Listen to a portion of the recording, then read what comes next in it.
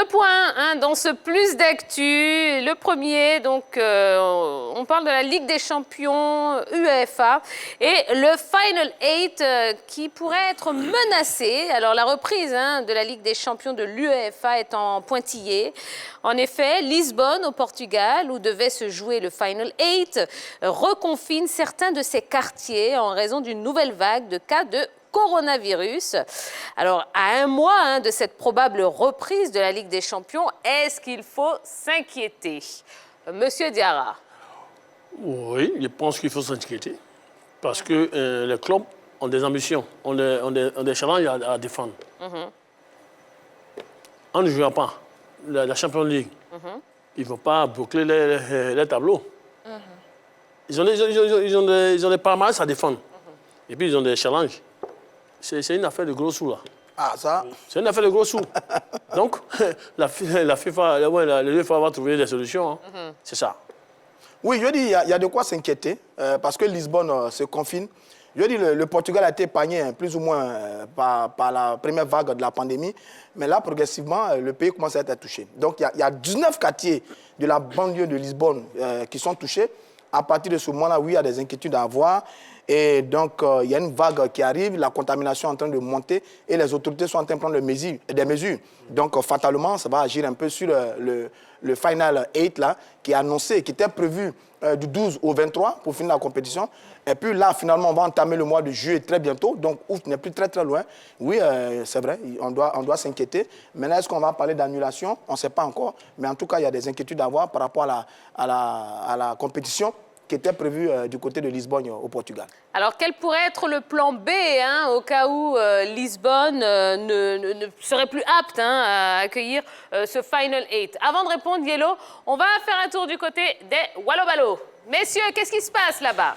Oh, nous sommes c'est la pause au Camp Nou et le score n'a pas changé. Le Barça a 1 et l'Atlético a 1. Ouais, il faut noter que la plupart des grosses occasions de cette première période ont été donc pour les Blaugrana, avec déjà la 40e minute, un coup franc dévié par le mur et détourné par Jan Oblak. À la 7e minute de jeu, c'est Rakitic qui frappe encore le mur. Jan Oblak qui est présent. Eh bien, les Barcelonais poussent car le titre de champion d'Espagne est clairement en jeu. Et le tiki-taka du Barça ne fonctionne pas trop en ce moment-ci. Donc le score est de 1 but partout. Très bien, merci beaucoup, messieurs. À tout à l'heure. Hein. Alors, Yellow, on en revient à vous. Donc, plan B, voilà. Imaginons que Lisbonne ne soit plus prête, ne soit plus apte à accueillir ce Final 8. Qu'est-ce qu'on fait? Bon, là, il n'y aura pas de tiki-taka comme Wallo l'a dit tout à l'heure. Il faudrait dire que l'UEFA n'envisage même pas de plan B déjà. Parce que pour l'UEFA, il n'y a pas encore, c'est pas encore alarmant. On peut encore résoudre la situation et tout. Mais il y a la France qui pourrait se proposer pour accueillir ces différentes compétitions-là. Parce que la France envisage bien évidemment reprendre les compétitions, les rencontres sportives avec le public. Donc pour moi, la France serait la candidate, la bonne candidate pour pouvoir accueillir ces compétitions. Ah, moi, j'ai un plan B. Hein. Ah, moi, je ne sais pas s'ils vont m'écouter. Hein. On peut jouer à Sakassou. On peut construire un stade, ça va faire de l'argent en même temps en Côte d'Ivoire, hein, si on organise... Bon, un mois. Hein. Dans lequel des stades Dans lequel des stades S'il y a de l'argent, on va construire rapidement. Mais quand? Attends, tu as joué les 8 matchs sur un seul terrain? Bon, à Sakassou, à Béoumi, pourquoi pas? En Côte d'Ivoire. Ça fera la première hein, de voir ce genre de compétition ici en Côte d'Ivoire. On espère que l'UEFA a entendu sa proposition. On va soumettre votre proposition. Mais aidez-moi à me faire entendre. Mais vous êtes déjà sur la 3. On vous entend pas. Ah, mais ok, merci. Hein. Maintenant, quelle solution? Une autre ville, un autre pays. Tout à fait. Mais pour l'instant, l'UEFA n'y pense même pas. Parce qu'ils disent suivent bien la situation et prennent une décision quand le moment viendra. Mais là, il y a le pas de la France, mais ça pourrait être aussi dans l'un des pays où le football se joue en ce moment. Oui. On pourrait trouver une solution en Espagne, en Italie, en Allemagne, en Angleterre, où le football se joue, où la situation est un peu plus maîtrisée. Donc oui, mais l'UEFA veille parce qu'elle tient à cette compétition. Elle tient à boucler cette Ligue des champions prévue donc pour le 23 août. Là, les premiers qualifiés sont connus. Il y a 4 derniers quarts de finale qui doivent le 8e de finale, pardon, qui doivent se jouer pour boucler donc tous les qualifiés par rapport aux quarts de finale. Donc l'UEFA tient à sa compétition. Je pense que quand le moment viendra, elle trouvera la solution. D'accord, très bien. Alors j'avais une autre solution. Hein. Est-ce qu'on peut jouer en Chine? Parce que là-bas, il y a beaucoup de stades en Chine. Hein. Voilà, ça sera bien. Et puis là-bas en Chine, l'association avance bien. Hein. La distance, Voilà. là. Mais là-bas, même si là-bas au moins on sait qu'il y a les mesures de distanciation qui sont respectées. Et puis la population commence à retrouver un peu voilà, les stades au fur et à mesure. Donc pourquoi pas jouer en Chine? Ça sera bien. Les Chinois, ils ont envie de voir les gens. Pourquoi pas Wuhan? L'épicentre, Bon, même. ben, bon. ça, D'accord. c'est un autre débat. Ça, c'est une solution. Hein. Allez, la Juventus vient d'ouvrir le score, hein, vient de marquer son premier but face au Genoa, 50e minute, donc 1-0 pour la Juve. Eh oui. On va dire bravo. Eh oui. Comment? On doit dire bravo ou pas? Ben oui. Bravo. En l'état actuel des résultats, la Juve va le sourire parce que la Juve va certainement confirmer au niveau du calcio italien. Et le Real, le Madrid a su de très près le match Barça-Atlético, deuxième contre le troisième, le leader est tranquille.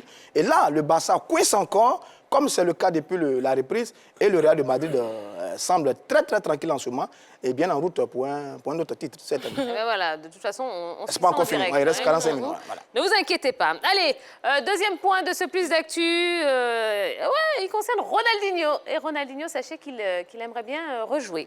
Ah bon? Eh oui, le média argentin El Dia rapporte que pour laisser derrière lui tous ses problèmes avec la justice, eh bien Ronaldinho envisagerait de reprendre sa carrière. À 40 ans, il voudrait jouer sous les ordres de Diego Maradona avec le Gimnasia de la Plata. Alors, déjà, bon, moi, ça m'a un petit peu interpellée, hein, cette information. Est-ce que rejouer au football pourrait permettre à Ronaldinho d'oublier ses déboires avec la justice?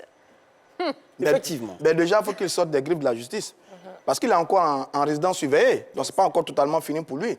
Donc, cette affaire judiciaire qui a commencé depuis le 6 mars, est encore en cours. On n'a pas encore la solution. Mais dans tous les cas, il veut rejouer au football. Et c'est bien pour lui. Et le club là qu'il choisit, Gimnasia de la Plata, c'est bien ça? Gimnasia. Gimnasia de la Plata, est coaché par un certain Diego Armando Maradona, LPB de Oro. Deux amis, hein, deux joueurs qui s'admirent bien.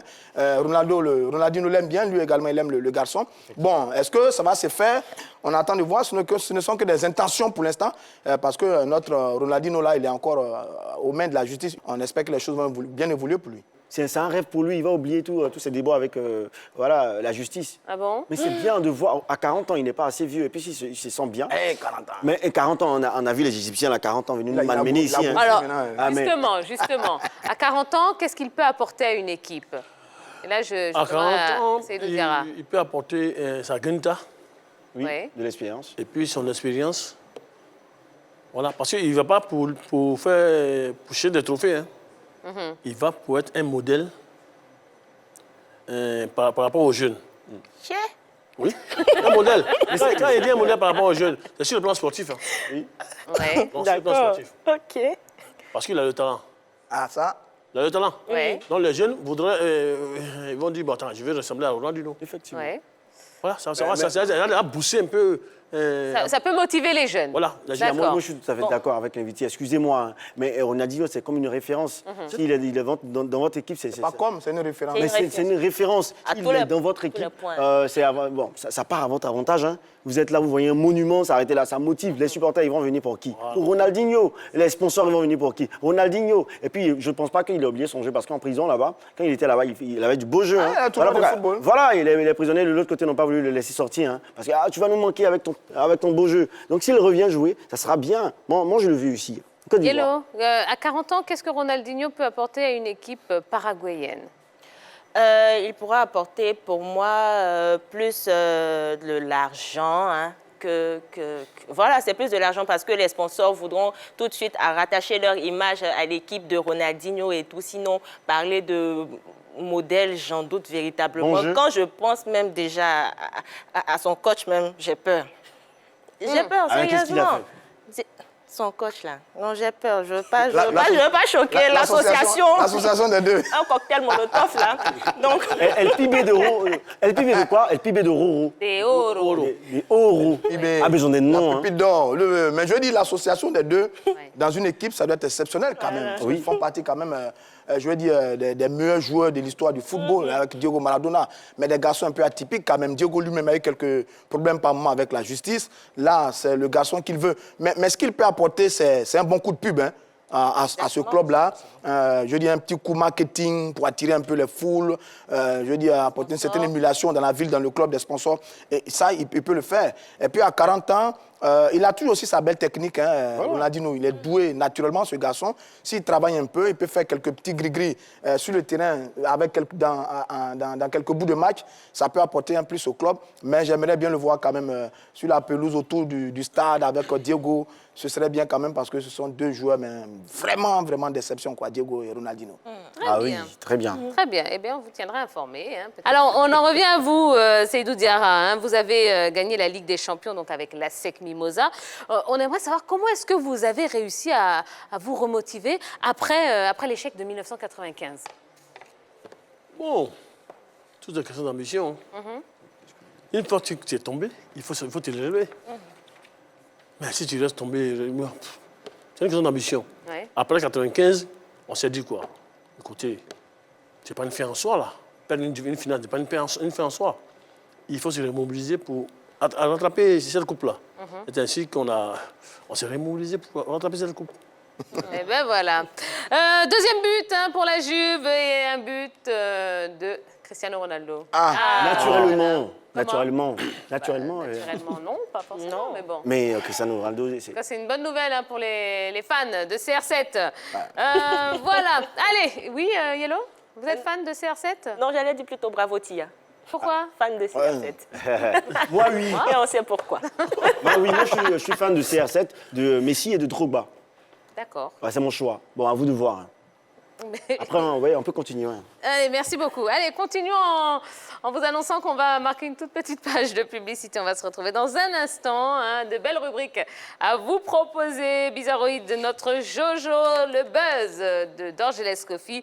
Et puis le débat hein, qui va arriver tout à l'heure. On va parler des grandes décisions de la CAF.